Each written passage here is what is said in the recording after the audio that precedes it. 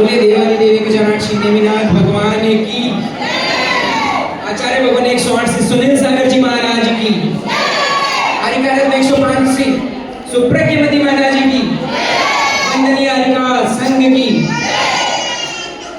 अभी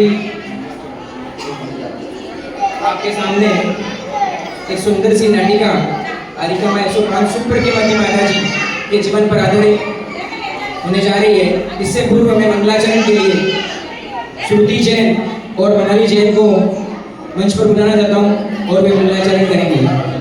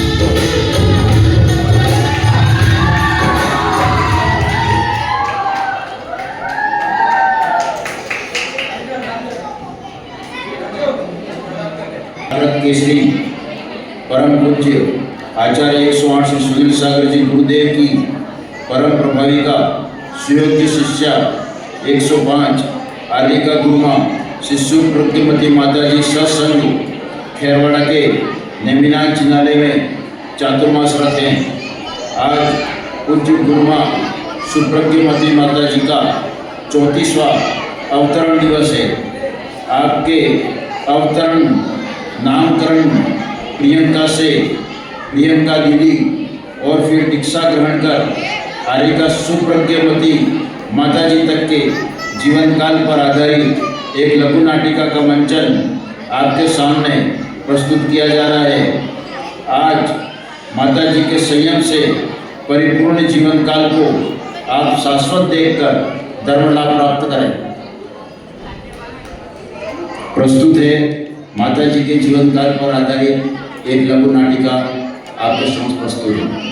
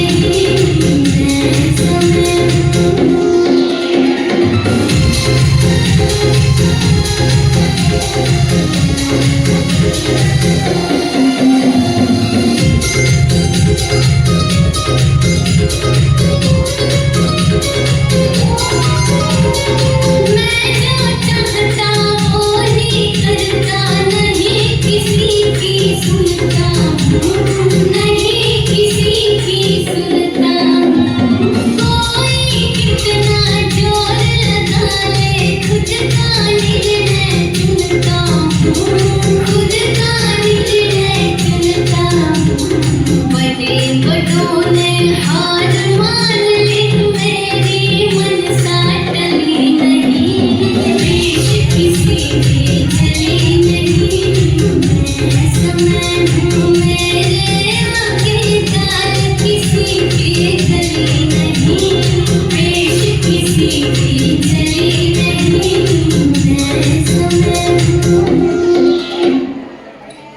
में समय कभी स्थिर नहीं रहता, कभी तू तो कभी छा।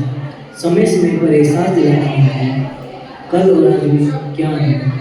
तुम हमेशा कल की सोचते हो, पर मैं आज तुम्हें 33 साल पीछे ले जाकर ब्रह्मा के जन्म के से लेकर दीक्षा तक का सफर दिखाकर तुम्हें वह अनुभूति कराना चाहता हूँ कि तुम अपने आगे का सफर इसी मार्ग पर चलकर अपनी आत्मा का कल्याण करो।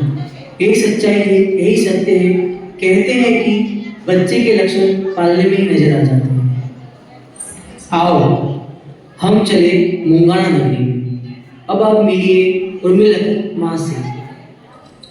अरे ओ उर्मिला के पिताजी, कहाँ हो? सुनते हो क्या? कहाँ चले गए? हाँ हाँ, आ गया उर्मिला की माँ। क्या बात है, आज सुबह सुबह में क्यों पुकार रही हो? क्या हो गया? कोई खास काम है क्या? जल्दी बोलो, दुकान जाना है, देर हो रही है। हाँ बताती हूँ, पर आप बोलना बंद करोगे तो मैं बोलूंगी ना। हाँ बोलो प्रिय, क्या बात है? आज एक नहीं 2 खुशखबरी बताती हूँ। हाँ, कब तक छुपाओगी? बताना ही पड़ेगा, आखिर हम आपके पतिदेव जो हैं। हाँ सुनिए, पहली खुशखबर तो आपको पता ही है, और दूसरी खबर तो बताने में। हाँ हाँ, जल्दी बताओ, जल्दी बताओ। मेरे कान आपके मुख से खुशखबरी सुनने को बेताब है। हाँ बताती हूँ, जरा कान लगाकर सुनना। बात यह है कि अरे उर्मिला की माँ, जल्दी जल्दी बताओ ना। हाँ बताती हूँ, इतने उतावले मत हो, आराम से सुनो। आज रात को मैंने सपना देखा, जिसमें अपने घर की तरफ आते हुए जैन मुनिराज को देखा। मैंने देखा कि मेरी बेटियां पड़गान करा रही हैं। अरे यह तो बहुत ही अच्छा सपना है। हमारी आने वाली संतान पुण्य आत्मा है।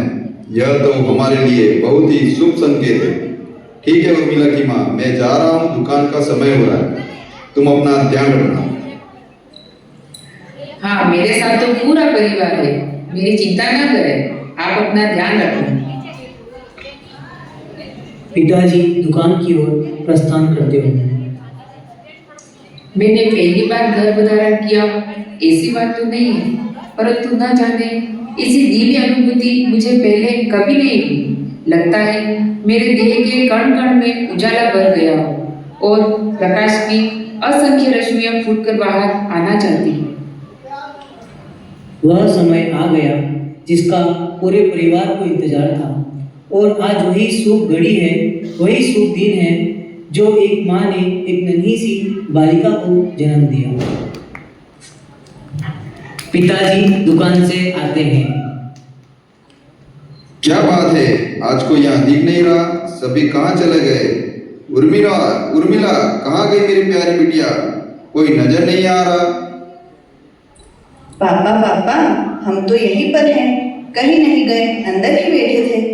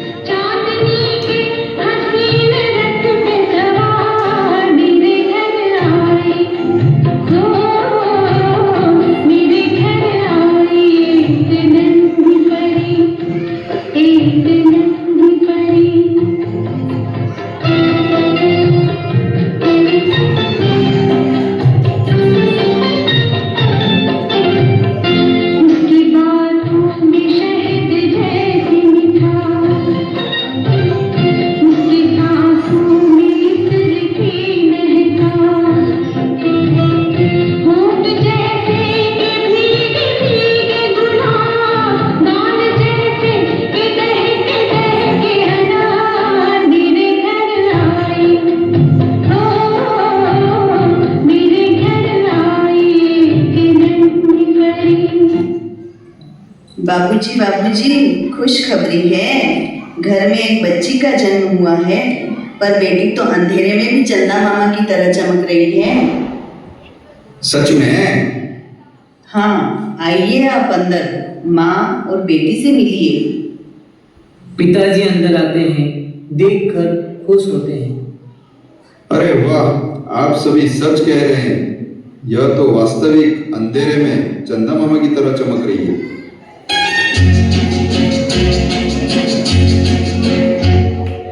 चंदा है तू, मेरा सूरज है तू, मेरे बाहों का तारा है तू। चंदा है तू, मेरा सूरज है तू, मेरे बाहों का तारा है तू। जीती हूँ मैं बस तुझे देख के, इस टूटे दिल का सहारा है तू।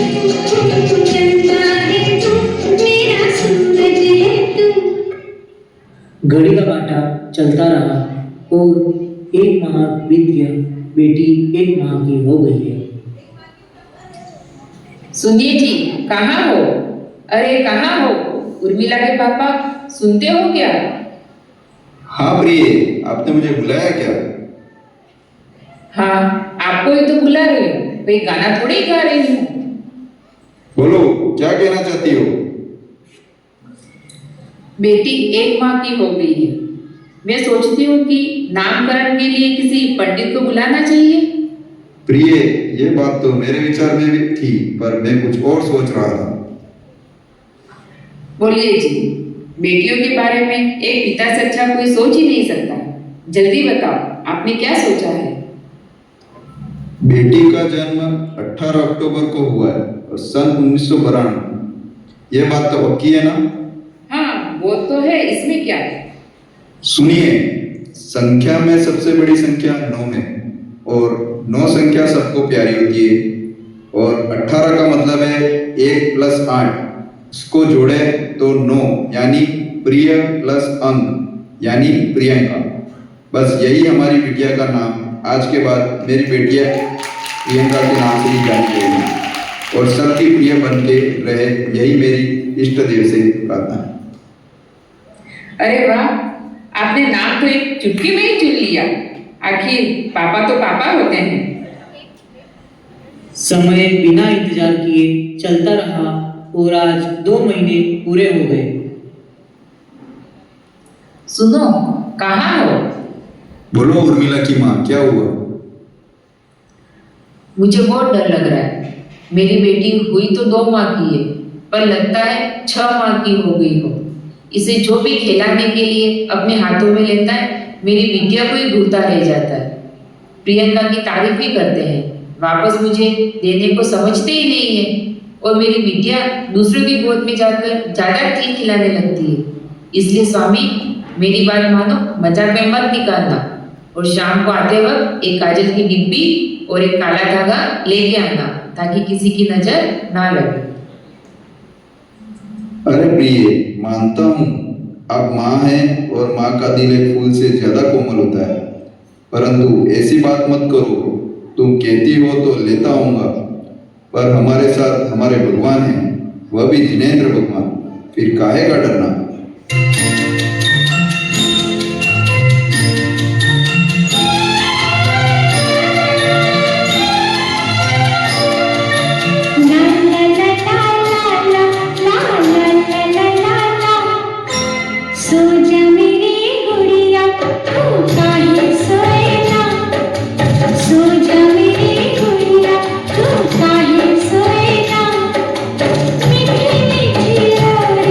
सुनाए तेरी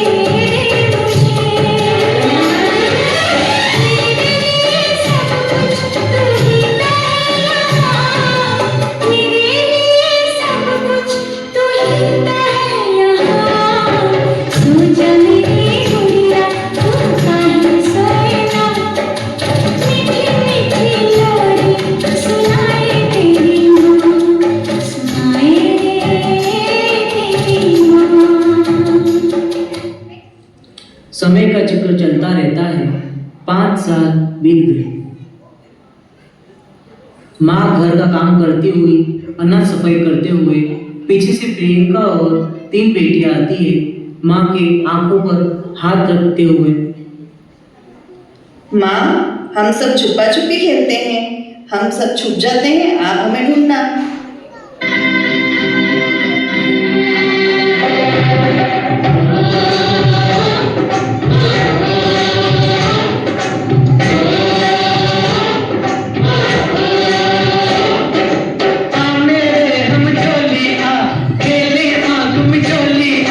गलियों में चौबारों में बाहों में बहारों में मैं ढूंढूं तू छुप जा।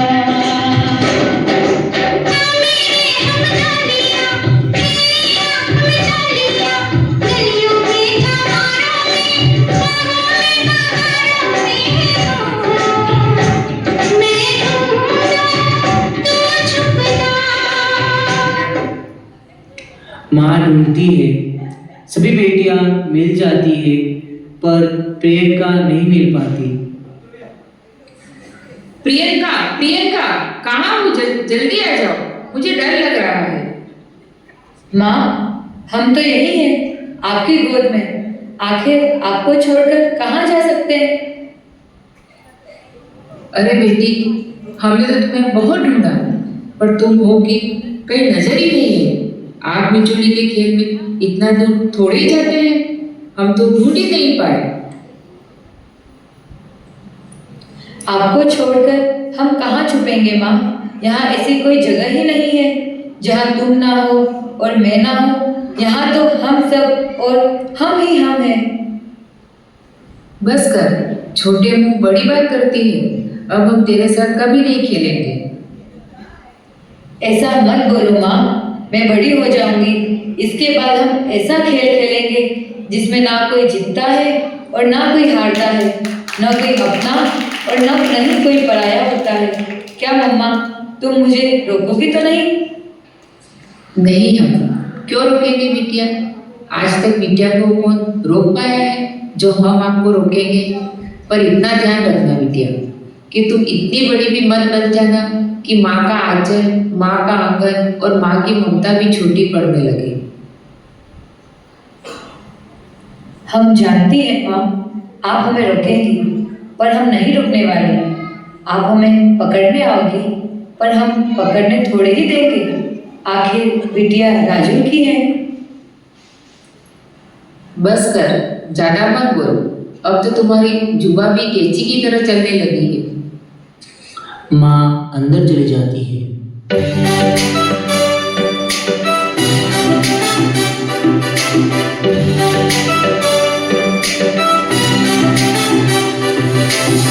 पापा कहते हैं बड़ा नाम करेगी, बेटी हमारी ऐसा काम करेगी।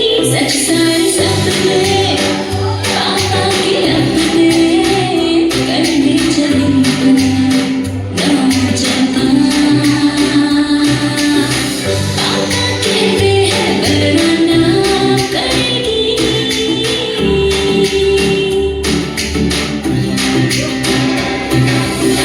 दुनिया जब बोले ना मुझको टेंशन, ट्रस्ट तो ढूंढे ना मैं अपना। हाँ मैं लड़ूंगी, हाँ इस जहाँ से मिलने से नाम ज्यादा करूंगी आपका। हर कोई मेरी फिर बात करेगा, मैं तुझको छू के मेरी सलाम करेगा। सच सारे सपने पापा के अपने करने चलूंगा नौजवान। पापा कहते हैं बड़ा नाम करेगी।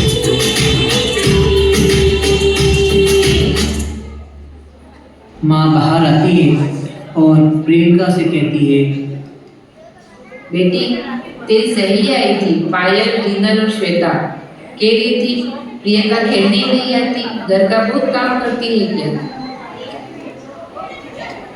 हाँ माँ, चली जाती हूँ, फिर कहना मत। कि मेरी बिटिया घर आती ही नहीं। प्रियंका सहेलियों के साथ खेलते हुए। हम तुम्हारा कहना मानते हैं ना माँ, हमें भी मक्खन दो ना माँ। लो बेटी, जी भर के खाओ, तुम्हारा मन भी मक्खन की तरह नरम और सरल हो जाए। मैं भगवान से यही मांगती हूँ। सच माँ, क्या मेरा मन भी एक दिन मक्खन की तरह हो जाएगा? माँ, आप सच कह रही हो ना? हाँ बेटी, तेरा मन तो मक्खन की तरह नरम ही है। वक्त बीतता रहा, महीने सालों में बदल गए और 10 साल पूरे हो गए। पिताजी दुकान से आते हुए। उर्मिला, कहाँ हो? आज घर में कोई नजर नहीं आ रहा, घर सुना सुना लग रहा है। आखिर सब कहाँ चले गए? भूख लगी है, जल्दी भोजन लगाओ। आ गई, कहीं नहीं गए, सब घर पर ही हैं। मुझे प्रियंका की चिंता सताती है। अब 10 साल की हो गई है, इसकी पढ़ाई कैसे चल रही है? पढ़ाई में तो प्रियंका होशियार है। अध्ययन के प्रति लगन और विनय देखकर निश्चिंत हूँ। तुम सही कहते हो, पर मुझे ऐसा क्यों लगता है कि मेरी 5 बेटियों में से प्रियंका कुछ अलग ही है। इसकी सोच विचार सबसे भिन्न है। लगता है कि इसकी दुनिया ही अलग है। कई बार तो लगता है हमारे पास होकर भी हमारे साथ नहीं, एकांत प्रिय और एकाग्रचित्ता में ही रहती है। आज आपने मेरे जुबा की बात छीन ली। मैं भी आपसे यही कहना चाहती थी। लगता ऐसा है कि मुक्त आकाश की चिड़िया को हमने कैद कर लिया है। और क्या बताऊं, घर के काम से फ्री होते ही मंदिर बस मंदिर है। प्रियंका को तो मंदिर के सिवा कुछ न तो दिखता है और न ही कुछ सूझता है। बेटियां आती है माता से संवाद करते हुए। माँ, प्रियंका कहाँ है? कहीं खेलने गई होगी सहेलियों के साथ। हाँ माँ, हमें तो जाते ही तुरंत आवाज देती हो, घर के काम गिनाती हो और अपनी प्यारी बिटिया के लिए कहती हो खेलती होगी। नहीं माँ, प्रियंका खेलने थोड़ी ही गई है, वह तो अभी मंदिर जी में जा रही थी। कोई बात नहीं, भगवान के दर्शन के लिए गई होगी। तो समझो 1 घंटे की गई। चलना मेरा काम सालों चलता रहा, कभी रुका नहीं और अभी रुकूंगा भी नहीं। 15 साल बीत गए। प्रियंका, ओ प्रियंका, कहाँ हो? क्या हुआ उर्मिला की माँ, क्यों मेरी बेटी को परेशान कर रही हो? अरे क्या बताऊं, मैं तो समझाती रहती हूँ, पर यह है कि समझती नहीं। सुबह देखो मंदिर, शाम को देखो मंदिर, क्या करती है सारा दिन। अब तो बड़ी क्लास में भी चली गई है, पढ़ाई कब करेगी? आजकल तो इसके पास समय ही नहीं है। कोई बात नहीं, जाने को तो मंदिर ही जाती है ना, इसमें कोई बुराई थोड़ी है। चिंतित होने की कोई जरूरत नहीं। वाह, आप तो बेटी का ही पक्ष लेते हो। वकील भी आप और जज भी आप, फिर भला हमारा क्या काम? सुनो, अब तो बेटी 18 साल के पार हो गई है, कॉलेज में जाती है, बांसवाड़े से पढ़ाई कर रही है, शाम को घर आई के मंदिर चली। अरे ये तो बताओ, पढ़ाई कब करेगी? आजकल तो शाम में स्वाध्याय भी हमारी बिटिया ही पढ़ती है और गांव के धर्म प्रेमी आकर धर्म लाभ लेते हैं। स्वाध्याय का दृश्य दर्शाते हुए।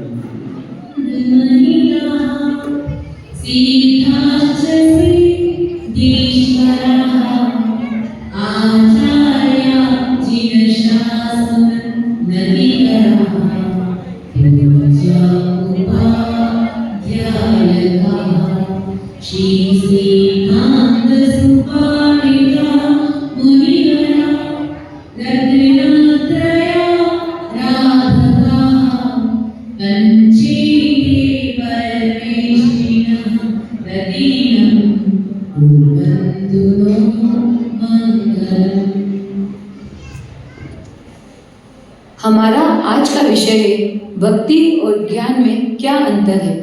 आज हम आपको भवसागर से पार होने के दो रास्तों के बारे में विस्तृत रूप से बताएंगे।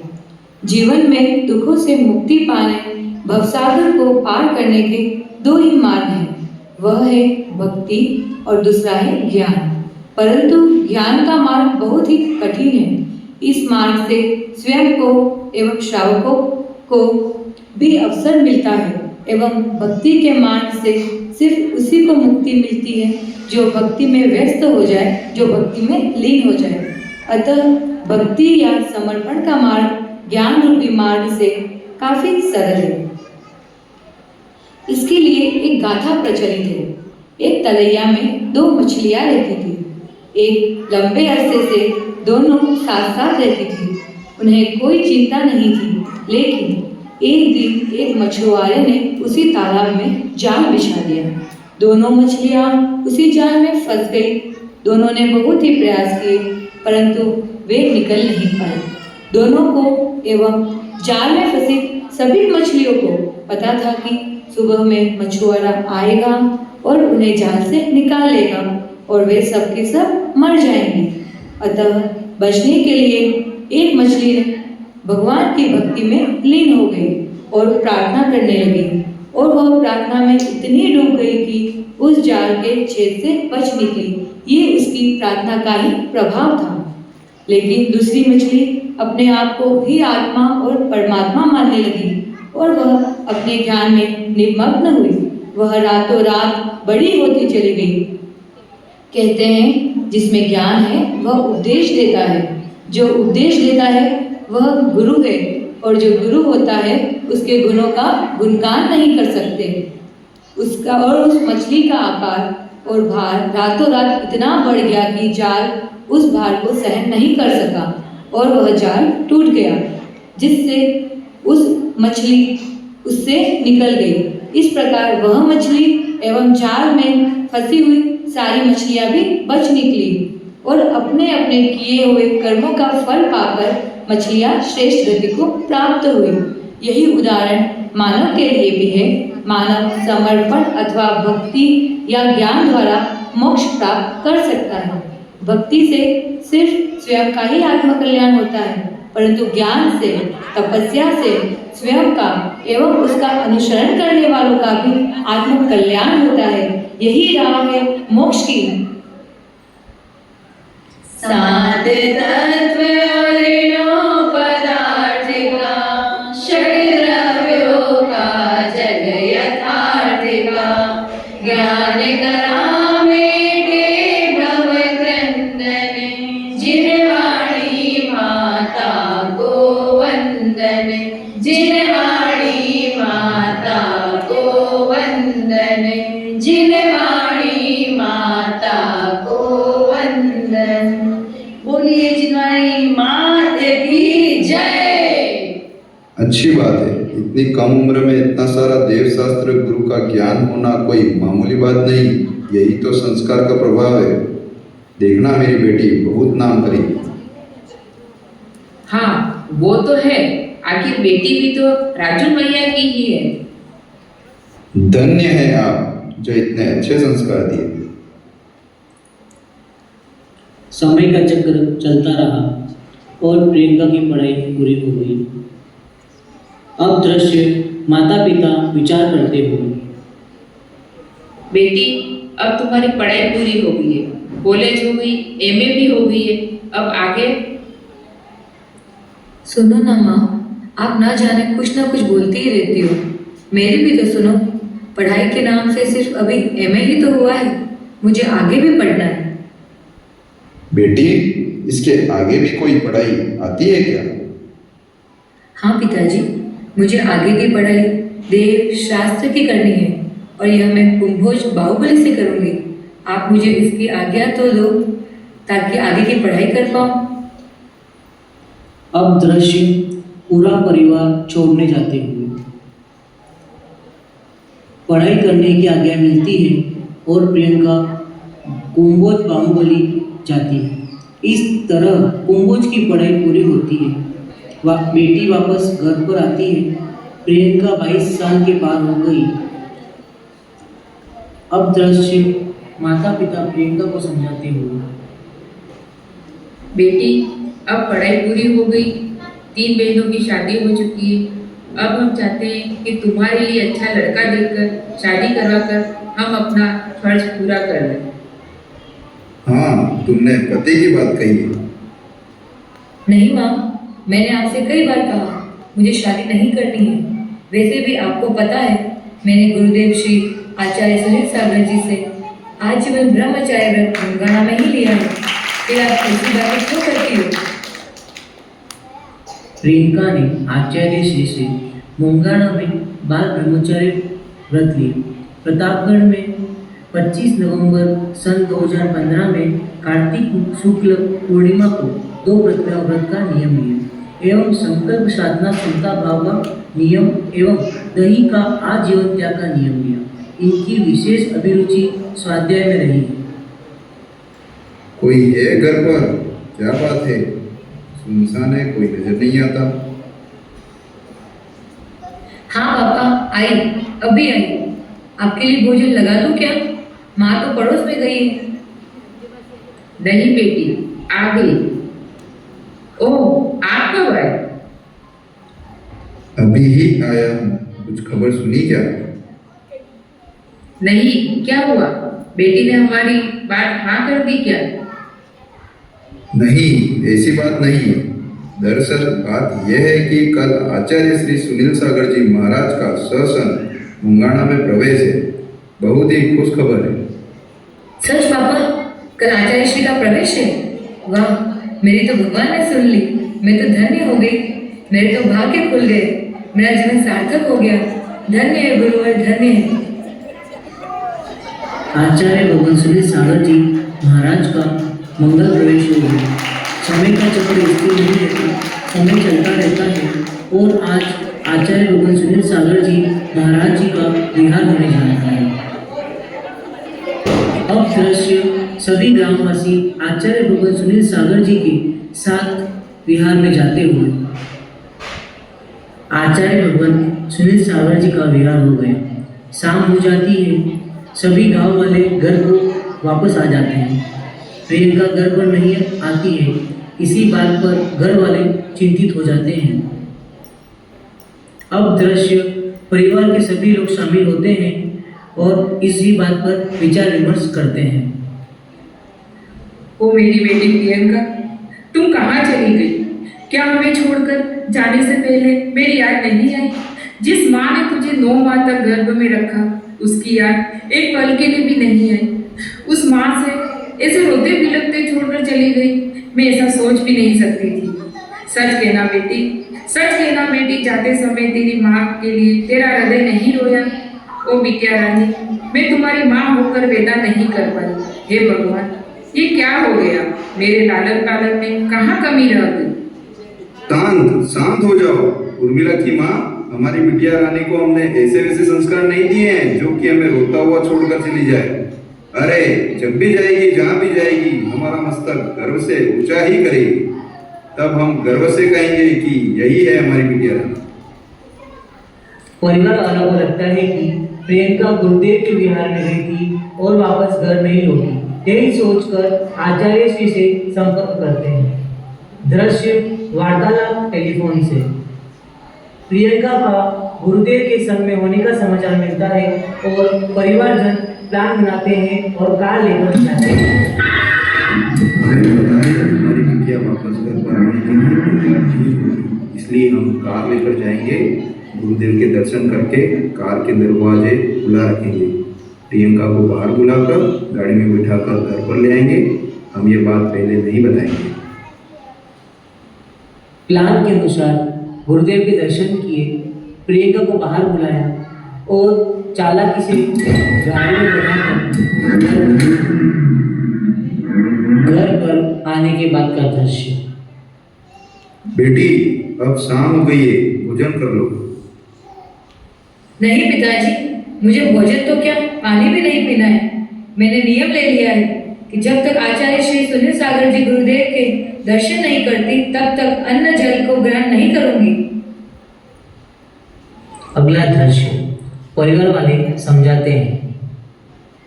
गुरुदेव से बात करते हैं। गुरुदेव का संदेशा आता है, अगर ऐसी ही बात है तो हमारे पास छोड़ जाओ। बेटी प्रियंका, मैं पुत्री के मोह में उलझकर पता नहीं क्या क्या कर दी। जाओ बेटी जाओ, गगन की ऊंचाई तक आबाद विचरण करो। उस दिन तुमने गुरुदेव से नियम लेकर मोक्ष मार्ग का पहला कदम बढ़ाया, तब ऐसा लगा कि धरा ने स्वयं चलकर तुम्हारे कदम थाम लिए हो। श्रमण, ये रहे तुम्हारी विजय यात्रा के प्रथम चरण। जाओ जाओ, आत्मा आकाश में अनंत ऊंचाई पर आबाद विचरण करो। जाओ पुत्री जाओ। अब हम आपके रास्ते की रुकावट नहीं बनेंगे, पर अंतिम में यह जरूर कहेंगे कि तुम गृहस्थ जीवन में रहकर भी धर्म की पालना कर सकती हो। बेटी, आखिर तुम्हारी माँ हो, प्यार भी आता है और क्रोध भी। माँ, आपके निर्णय से मेरा मार्ग बहुत आसान हो गया। साथ में आपके सवाल का जवाब भी दे देती हूँ, क्योंकि सत्य हमेशा मेरी जुबान पर रहता है। आपने कहा धर्म गृहस्थी में रहकर भी निभाया जा सकता है। आपने कहा था कि धर्म गृहस्थी में रहकर भी निभाया जा सकता है, परंतु माँ, गृहस्थी में रहकर मैं सिर्फ अपना ही आत्मकल्याण कर सकती हूँ। अगर सांसारिक मोह माया छोड़कर धर्म के पथ पर चलूँ तो और साध्वी का पथ अपनाऊं तो मैं अपना ही नहीं बल्कि कई भव्य आत्माओं का आत्मकल्याण एवं कई भवों को तार सकती हूँ। और आपने कहा क्रोध के बारे में, परंतु माँ, क्रोध तो करना ही नहीं चाहिए। कहते हैं कि करोड़ों वर्षों के चारित्र पालन से जो आत्मशुद्धि प्राप्त होती है वह एक क्षण क्रोध से नष्ट हो जाती है। माँ, आपको तो पता है विपायन मुनि के एक क्रोध से पूरी द्वारका नगरी नष्ट हो गई थी। माँ एवं पापा, दीदी, सभी मुझे आशीर्वाद दो और मेरे कदम हमेशा आगे बढ़े। प्रियंका दीदी को आचार्य जी के पास छोड़ने जाते हैं। समय चलता रहा और जिस घड़ी का इंतजार था वह घड़ी आज आ गई है। आज का दिन 8 मई सन 2017 का दिन है। प्रियंका दीदी की आज बहुत बधाई है। दृश्य बहुत बधाई है।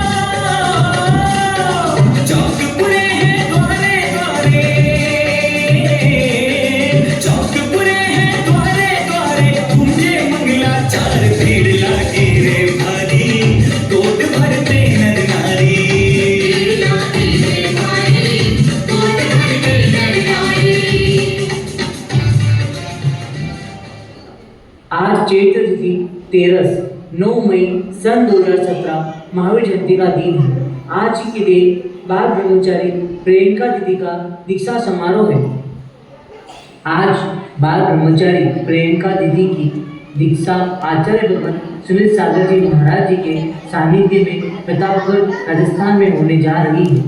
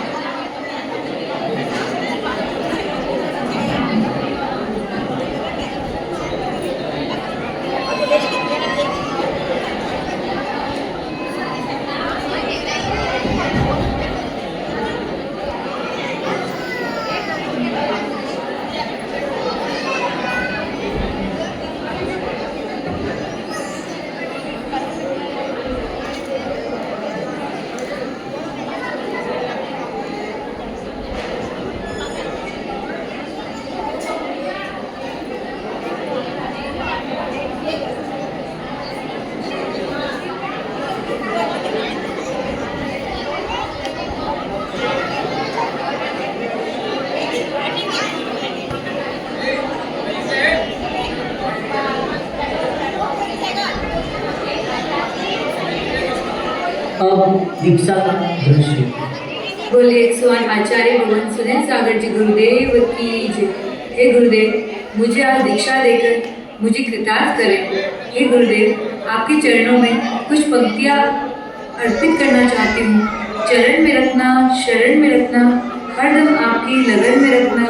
सुख के उजाले हो, दुख के अंधेरे हो, जो भी हो हरदम मगन में रखना। सांसों की माला, सिमरन के मोती, मन नहीं भटके जतन में रखना। पल के जो मुंदु आपके हो दर्शन, हरदम इसी तड़पन में रखना। जय बोलिए 108 आचार्य भगवान सुनील सागर जी गुरुदेव की जय।